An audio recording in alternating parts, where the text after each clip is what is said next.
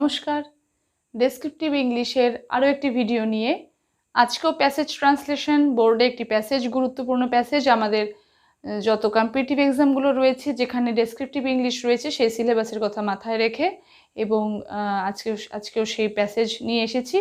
বোর্ডে রয়েছে সেই প্যাসেজটি, যেরকম আমরা রোজ করি। প্রথমে প্যাসেজ পড়ে নেব এবং পড়ার পর তারপর তার ট্রান্সলেশন দেখে নিচ্ছি। আজকের প্যাসেজ: প্রতিযোগিতামূলক পরীক্ষা দিয়ে সরকারি চাকরিতে ঢোকার প্রবর্তন হয় 1825 খ্রিস্টাব্দে। এই প্রবর্তনের একটি ইতিহাস আছে। উল্লিখিত সালের ডিসেম্বর মাসে সংস্কৃত কলেজে একটি অধ্যাপকের পদ খালি হয়। অনেকেই এই পদটির কর্তৃপক্ষকে নানাভাবে ধরাধরি করে। কর্তৃপক্ষ তখন একটু মুশকিলে পড়লেন, কেননা যারা পদটি পাওয়ার চেষ্টা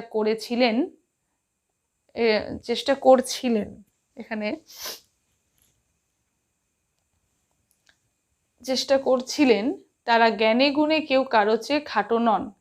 শেষকালে ঠিক হলো একটি প্রতিযোগিতামূলক পরীক্ষা হবে এবং পরীক্ষকেরা যাকে মনোনীত করবেন তাকেই চাকরিটি দেওয়া হবে।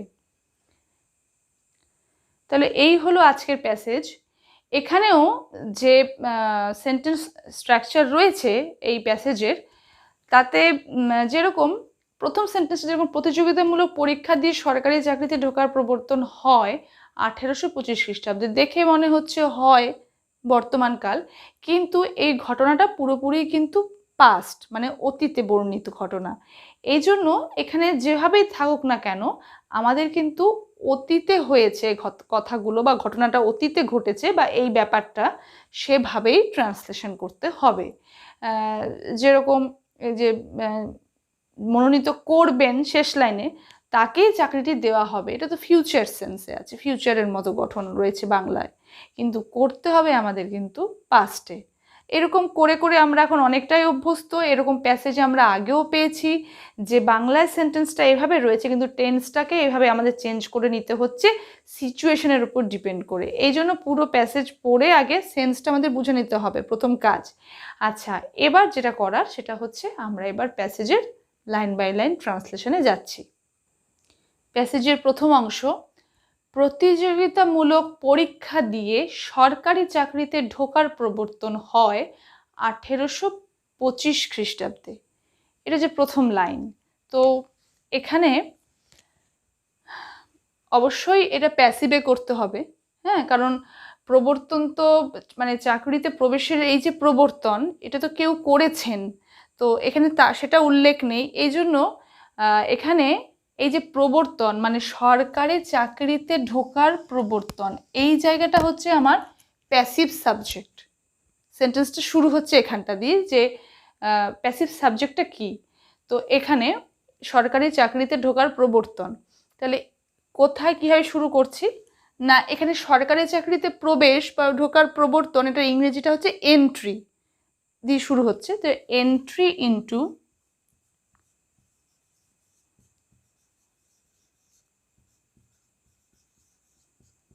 মানে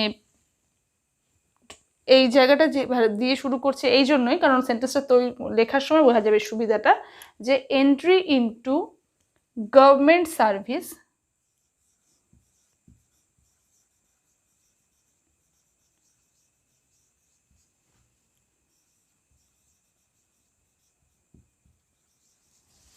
কিভাবে না প্রতিযোগিতামূলক পরীক্ষা দিয়ে। প্রতিযোগিতামূলক পরীক্ষা হচ্ছে কম্পিটিটিভ এক্সাম, তাহলে entry into government service through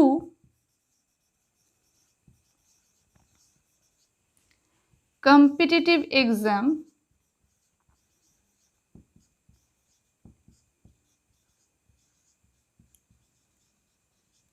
এটা আমাদের এই জায়গাটা তৈরি হয়ে গেল যে entry into government service through competitive exam.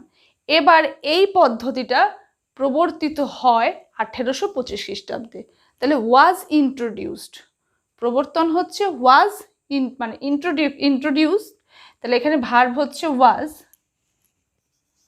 Auxiliary verb was, এরপর ইন্ট্রোডিউসড,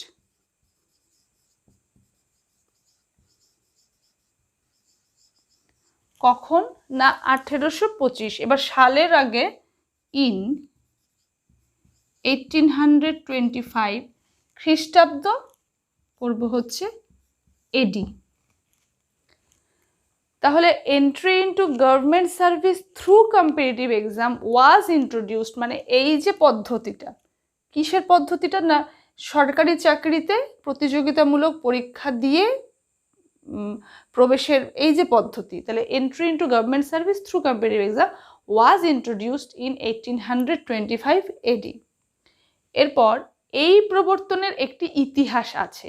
আচ্ছা, এই সেন্টেন্সটা ছোট, কিন্তু এখানে আমি এখানে বলে রাখি, আগের সেন্টেন্সটি আমি পাস্টে করলাম কারণ 1825 খ্রিস্টাব্দে প্রবর্তন হয়, যদিও এখানে হয় আছে কিন্তু হয়েছিল সেন্সে করতে হয়েছে, কিন্তু ইতিহাসটা তো এখনও আছে, মানে ইতিহাসটা তো এটা তো পুরনো হয়নি, তাহলে এটাকে কিন্তু আবার আমাকে বর্তমানে ট্রান্সলেট করতে হবে যে এই প্রবর্তনের একটি ইতিহাস আছে। There is a history of this introduction.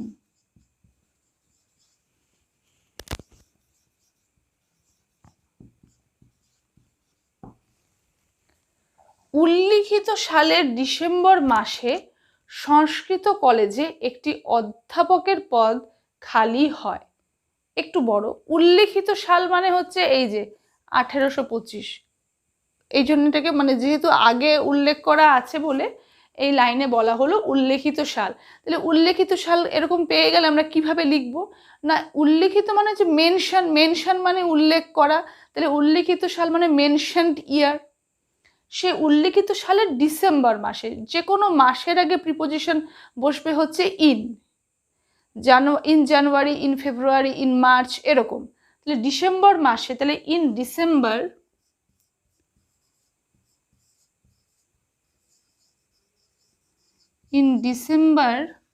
of the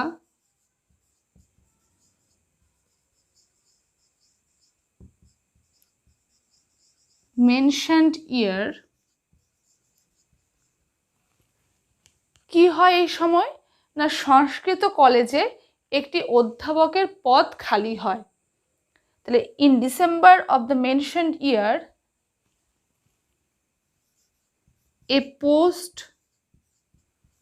of a professor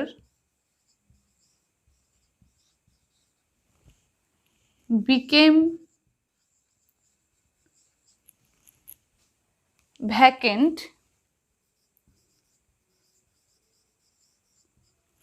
কোথায় না সংস্কৃত কলেজে, ইন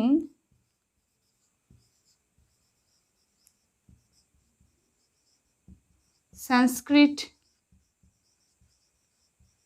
কলেজ। তাহলে in December of the mentioned year, উল্লেখিত বছরের ডিসেম্বরে, a post of a professor, অধ্যাপকের একটি পদ, বিকেম ভ্যাকেন্ট, শূন্য হয় বা খালি হয়, কোথায় না ইন সংস্কৃত কলেজ। অনেকেই এই পদটির কর্তৃপক্ষকে নানাভাবে ধরাধরি করে, অনেকেই, তাহলে মেনি, তাহলে মানে এখানে কিন্তু এই সেন্টেন্সের সাবজেক্ট কিন্তু হচ্ছে অনেকেই, মেনি। কি করছে না ধরাধরি করে, এখানে কিন্তু ভার্ব হচ্ছে ফাইনাইট ভার্ব হচ্ছে ধরাধরি করে। তাহলে আমার সেন্টেন্সের সাবজেক্ট পেয়ে গেছি মেনি এবং ধরাধরি করে। এখানে ধরাধরি করে এই জায়গাটায় আমরা কি ভার্বটা দেব, এখানে পিকে দে সরকারের বইয়ে হিন্টে সুন্দর একটা ভার্ব দেওয়া আছে, সেটা হচ্ছে ক্যানভাস। ক্যানভাসিং আমরা দেখেছি এই কথাটা ভোটের সময় কিন্তু খুব, মানে ভোটের প্রচার কার্যের সময় কিন্তু খুব আমরা ইউজ করে থাকি, মানে ভোট পাওয়ার জন্য যে প্রচার চলে তখন কিন্তু আমরা ক্যানভাস ওয়ার্ডটা ইউজ করি, ভার্বটা ইউজ করি। তো এই ক্ষেত্রেও কিন্তু এখানেও তাই করা হচ্ছে, যেহেতু ওই চাকরিটি পাওয়ার জন্য, পাওয়া আর কি, ক্যানভাস মানে হচ্ছে চাওয়া বা পাওয়া, এই সেন্সে ইউজ হয়। তাহলে মেনি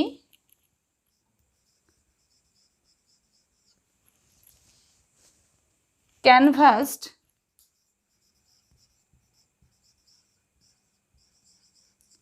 এখানে যেহেতু পাস্টে করতে হচ্ছে এই জন্য কিন্তু আমাকে ক্যানভাস, তার সাথে তার পাস্ট ফর্ম ক্যানভাস, তাহলে মেনি ক্যানভাসড কাকে না এই পথটির কর্তৃপক্ষকে।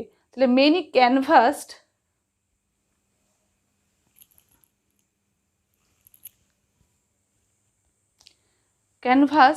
ধরাধরি করে থাকলেও ধরাধরি করেছিল এই অর্থেই এখানে ক্যানভাসড। তাহলে মেনি ক্যানভাসড দ্য অথরিটি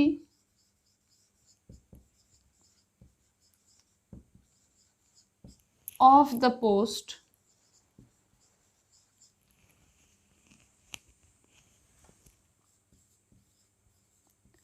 নানাভাবে in various ways, নানাভাবে various ways। তাহলে many canvassed the authority of the post in various ways, এই হচ্ছে এই লাইনটির ট্রান্সলেশন। আচ্ছা, entry into government service through competitive exam.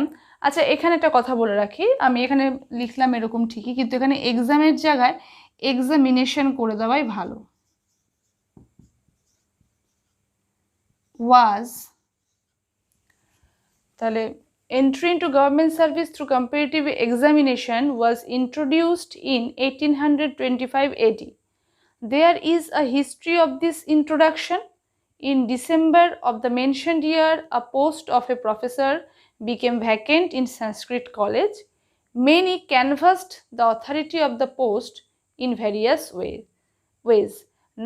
অনেকেই নানাভাবে ওই পদটির কর্তৃপক্ষকে ধরাধরি করে।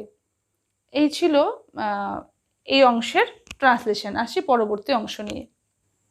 প্যাসেজের শেষ অংশে কর্তৃপক্ষ তখন একটু মুশকিলে পড়লেন, কেননা যারা পদটি পাওয়ার চেষ্টা করছিলেন তারা জ্ঞানে গুণে কেউ কারো চেয়ে খাটো নন। আচ্ছা, প্রথমে এইটুকু জায়গা, কর্তৃপক্ষ তখন একটু মুশকিলে পড়লেন, এরকম এটাও একটা ইডিএম ব্যাপার, মানে ইডিএমের ইউজ রয়েছে এখানে, একটু মুশকিলে পড়লেন এই জায়গাটা। যদিও এই ধরনের ট্রান্সলেশন, যদি আমার ট্রান্সলেশনের ভিডিওগুলো সবাই ফলো করতে থাকেন তাহলে কিন্তু এই সেন্টেন্সের ট্রান্সলেশন আমরা আগেও অন্য প্যাসেজেও পেয়েছি। তাহলে দ্য অথরিটি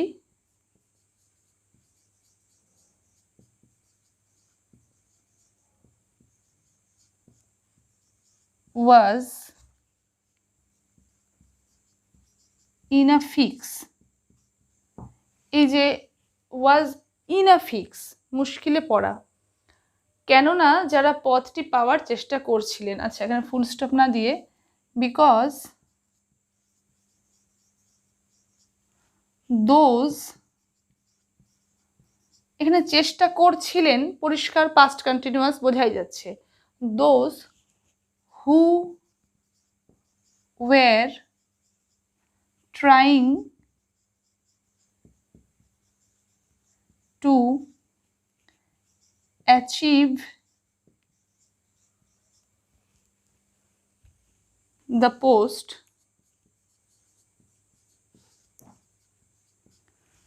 যারা এই পোস্টটাকে পাওয়ার চেষ্টা করছিলেন তারা কেউ খাটো নন জ্ঞানে গুণে। তাহলে ওয়ার নট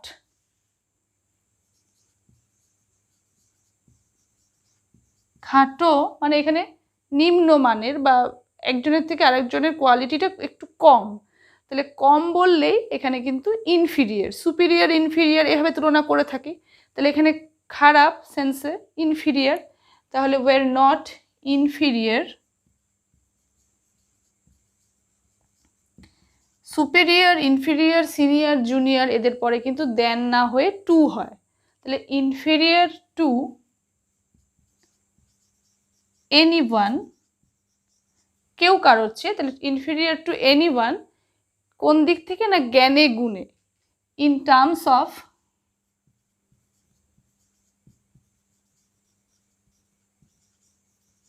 নলেজ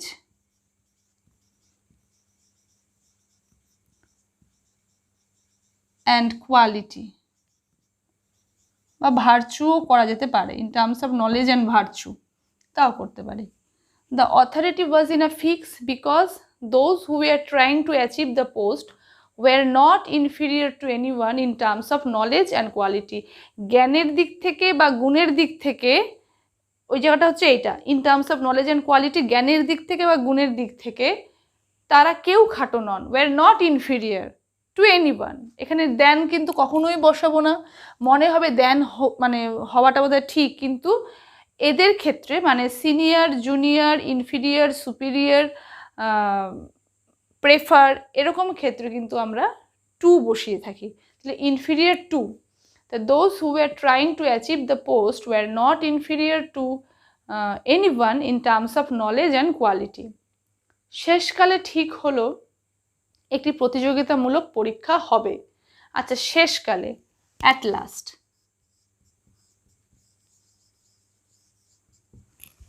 ঠিক হলো মানে ঠিক হয়েছিল, তাহলে at last it was decided, এই যে এই জায়গাটাও কিন্তু প্যাসিভে করতে হলো, it was decided by the authority, এরকম একটা কিছু। তাহলে ইট ওয়াজ ডিসাইডেড, তাহলে at last it was decided কি না একটি প্রতিযোগিতামূলক পরীক্ষা হবে। তাহলে at last it was decided that a competitive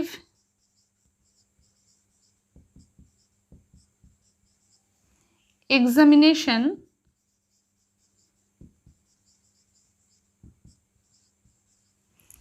এখানে হবে মানে উইল বি, হ্যাঁ, কিন্তু যেহেতু পাস্টে আছে কাজে উইল বিটা হয়ে যাবে হচ্ছে উড বি।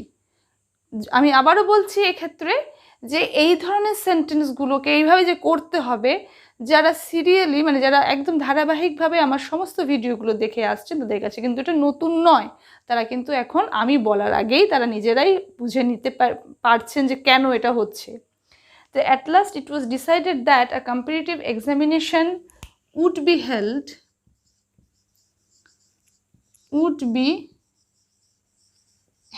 অনুষ্ঠিত হবে, বা এখানে এক্সামিনেশন অনুষ্ঠিত হওয়া, would be held, and পরীক্ষকেরা যাকে মনোনীত করবেন তাকেই চাকরিটি দেওয়া হবে। এই দিক থেকেই আসি, তাকেই চাকরিটি দেওয়া হবে, এই দিক থেকে লিখছি। অ্যান্ড দ্য জব, দেওয়া হবে মানে উইল বি গিভেন, কিন্তু এখানে হয়ে যাচ্ছে কি would be given. And the job would be given তাকে, মানে এখানে তাকে হচ্ছে দ্য পার্সন, বা এখানে ক্যান্ডিডেটও লিখতে পারতাম, বরঞ্চ তাই লিখি। And the job would be given the candidate, কারণ পরীক্ষার্থী যেহেতু,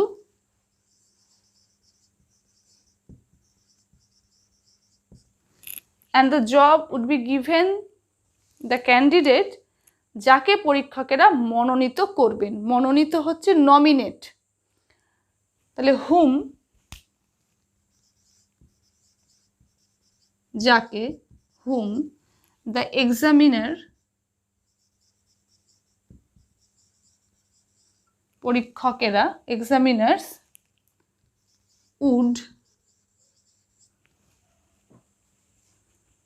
নমিনেট,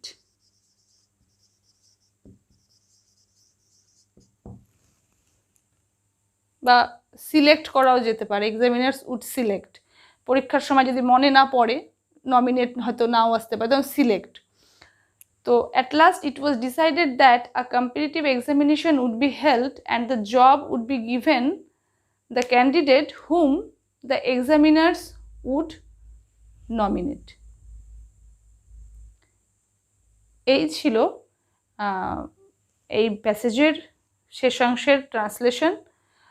আশা করছি আপনারা অবশ্যই আপনাদের এটা মানে আপনারা এটা দেখলে পরে আপনাদের মানে সবাই বেনিফিটেড হবেন, এবং এভাবে আমার চ্যানেল দেখতে থাকুন। খুব শীঘ্রই আবার দেখা হচ্ছে নতুন কোনো টপিক নিয়ে, নতুন কোনো বিষয় নিয়ে ডেসক্রিপটিভ ইংলিশের ভিডিওতে। আজ এই পর্যন্তই, ধন্যবাদ।